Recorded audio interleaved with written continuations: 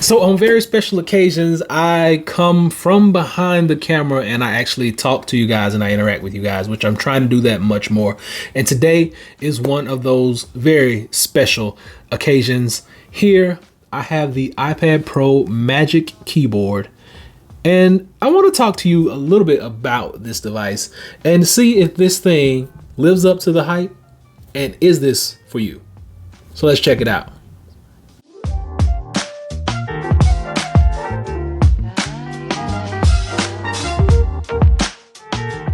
So a lot of people don't really want to see an unboxing. Some people do. So I will show you parts of this one. Apple still puts this thing in a premium box. They give you the satisfaction of pulling the tape off and the box pulling apart and all that good stuff. But once you get into the meat of this device or the meat of this box, you find this Magic Keyboard. Now, this keyboard has been hyped up for months. And a lot of people have been wondering, will this thing live up to its name? And I can say, taking this out of the box, the actual weight of it, and pulling it out of the box for the first time, it has a new car smell. It has a new car feel. This thing feels like a super premium device, and it should. For that price tag, almost $400, this thing should feel that way. And if you look at the hinges on it, out of the box, its hinging mechanism is not one to be laughed at. This thing, it basically, I thought it would be easier to bend, but it wasn't. And actually folding it back and forth, you get the same bending ability, the same folding ability every single time. So this thing is still a keyboard case after all. So let's talk about the functions of this. With it up, you actually get a tilted angle, and you can even get a 90-degree angle if you tilt the keyboard all the way down. The magnets on here are super strong. You don't have to worry about it popping off in the back. You can hit on it, do whatever you need to do. It stays on there, stays in place. Once you actually put it on, it's basically, let's just do it with one hand. There we go. It snaps into place and you have no issues. Like I said, the magnet, super strong. Tons of people have done reviews on it already, but these magnets, I can tell you from using them right here that this thing is not gonna fall off of here. You get your USB Type-C port down there. Now, what's notable about that USB Type-C port is that this thing is only good for charging your device. It will not work with the USB Type-C hub, so just get that out of your head. The hinging or the folding mechanism will not allow you to do this with one hand. The bottom is not heavy enough, although the bottom is heavy enough to support the weight of the iPad if you let this thing all the way back.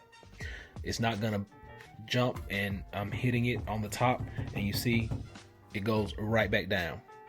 Once you get it all the way folded down, looking right here at your actual camera, sits down in a groove, a nice recess, so you don't have to worry about your camera getting banged up. And all of our cutouts and everything line up, and everything matches with the Apple Pencil as well. Looking at the back, you get the same thing as on the front. And that's pretty much it. Very minimalistic style, very minimalistic setup. The actual magnets are on the back portion. There are no magnets on the bottom. And then you get your floating hinge right there that you can run your hand right up under. Only drawback is this thing is missing the keyboard shortcut row.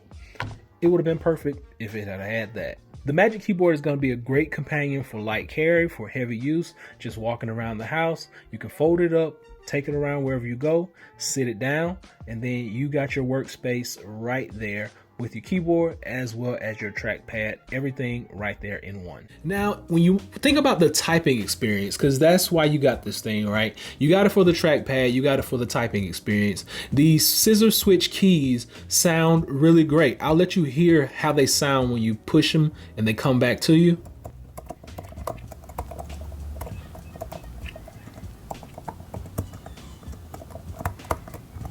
So my hands are good size hands, and I get a good feel all the way across this keyboard. There's no issue with my fingers, and the floating mechanism is actually one that I really appreciate. So one major drawback to this device, if you want to change the brightness on here, there's actually no shortcut for that. So you're gonna have to go into the actual settings themselves. So using our trackpad, our mouse, we'll just come here, we'll go to general. And first off, we'll stop by this one because this one is the easiest one to find. This is the trackpad, and you can change your tracking speed, you can have natural scrolling, and you can do the tap to click rather than pressing in and actually physically clicking on the trackpad. So once you click out of there, you're going to come right here to keyboard and go up to hardware keyboard, and this will actually allow you to change that keyboard brightness. So hold that down. If you want it really super bright, you can see it lit up down there, or if you want it really dim, you can see the lights going up and down back there. Now there is ambient brightness, but I would prefer to just basically set mine. As you can see, the brightness level going up and down on those keys. I will probably put it right about there just because I like to have a good backlight when I'm using my keyboard. So once you're actually done in here, next thing I want you to do is come into accessibility. Once you're in accessibility, you come over here to pointer control.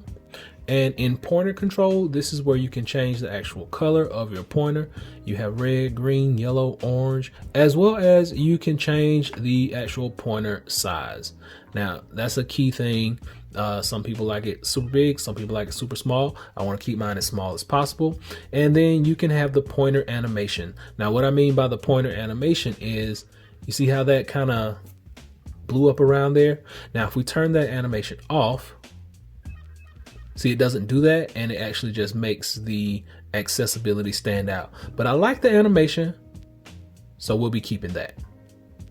So is this thing going to be a good buy for you? Now, for the average consumer, unless you just got $400 laying around, you're probably not going to pick up this whole set. Now, this is for the 12.9 inch. The actual 11 inch starts at $299. So unless you have $300 or $400 just laying around, you're probably not going to pick up this because there are plenty of alternative keyboards. Now, mouse trackpad devices are not working so great right now unless they come from Apple. Third parties are having issues. And I'll talk about that in another video just a little bit further because I'm looking into another keyboard case and how they've delayed some of their products. But if you got the extra money, it's a good buy. It's a good investment. Only drawback is you're going to have to go into those settings to change the brightness level on your keyboard, and you do not get a dedicated row of shortcuts. But what you will get for your shortcuts will be your command button. Just hold that down, and anywhere that you are, if you're in Safari, if you're in Notes, these shortcuts will pop up. So let me show you what I mean by that. I'm going to actually go into Notes right now.